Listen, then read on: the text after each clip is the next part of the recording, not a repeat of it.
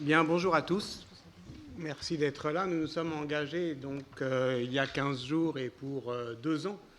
dans une réflexion collective sur l'expérience communale dont je rappelle qu'elle désigne pour nous à la fois l'expérimentation politique discontinue, hétérogène, que la forme communale fait subir à un devenir politique qui, occidental, mais pas seulement, du fait se défatalise, c'est-à-dire que n'est plus jeté sur la pente inexorable de la construction de la souveraineté, que deuxièmement, ces expérimentations, pour discontinues qu'elles soient, eh bien, peuvent créer en elles-mêmes une expérience accumulée, léguée, et que lorsque nous parlons de la commune, même lorsque nous tentons de le faire à partir d'exemples qui sont historiquement situés, pour ma part, en tant que médiéviste, j'aurai, surtout l'année prochaine, je pense, à faire parler sur l'Italie communale, eh bien, on ne peut pas ne pas voir en transparence toutes les autres formes d'expérience.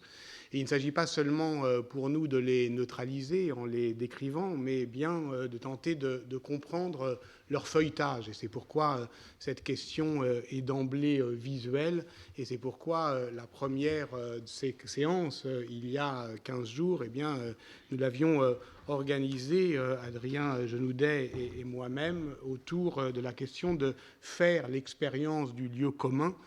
c'est-à-dire, au fond, une histoire visuelle de ce que c'est que faire commun. Mais faire l'expérience du lieu commun, ça voulait dire, et c'était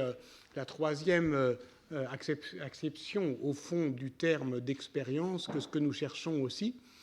c'est au fond d'essayer de comprendre ce que ça fait vraiment, ce en quoi ça affecte les corps assemblés, les corps parlants, que de se plier ou au fond, ou pas, de se soumettre à cette forme d'auto-gouvernement. Parmi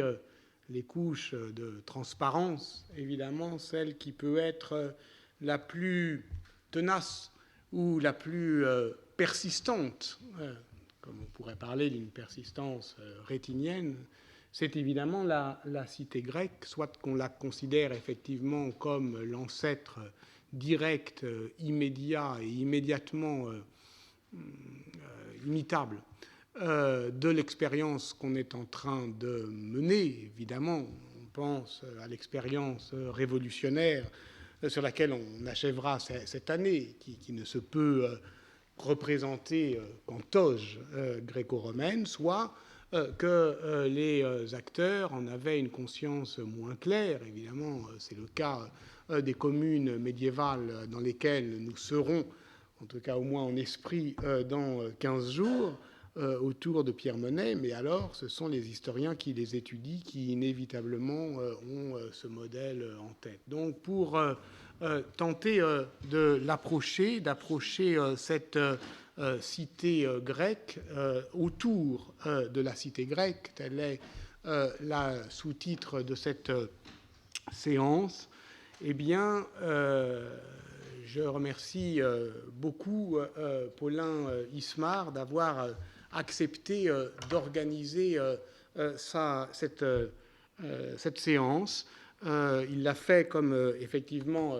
voilà, nous avons pris l'habitude de le faire, c'est-à-dire en prenant voilà, à bras-le-corps non seulement la question de la cité grecque, mais au fond la démarche, le politique comme forme de vie, puisque au fond nous avons rendez-vous à la fois avec un exemple historiquement situé, mais aussi avec une manière de l'aborder, c'est-à-dire plutôt la philosophie politique. Et c'est pour cela qu'il a eu la bonne idée d'accueillir avec nous donc Carole Widmayer et Yves Saint-Omer, que je remercie beaucoup d'être là, que je ne m'attarderai pas à présenter, puisque c'est cette tâche qui incombe à Paulin Ismar. Paulin Ismar, je ne le présente pas, il est maître de conférence en histoire grecque à l'université Paris 1 Panthéon-Sorbonne, membre de l'Institut universitaire de France. Il a publié il y a 2 ans maintenant ce livre, La démocratie contre les experts, des esclaves publics en Grèce ancienne qui, d'une certaine manière, thématise ce que nous cherchons ou ce que nous espérons, c'est-à-dire trouver dans le passé des ressources d'intelligibilité pour poser un diagnostic sur le présent, en l'occurrence, à ce moment-là, sur, sinon une crise, du moins une fatigue démocratique liée au rapport entre savoir et pouvoir, ce qui l'amenait à réfléchir à l'institution de la cité comme énigme, écrivais-tu à la presque fin du livre, en rapport évidemment avec le mythe politique, avec l'événement Socrate qui t'a aussi occupé. Sans plus tarder, je te donne la parole et je t'en remercie beaucoup. Et donc, tu vas nous exposer comment tu vois les choses, puisque maintenant, tu as les clés du camion. Merci beaucoup.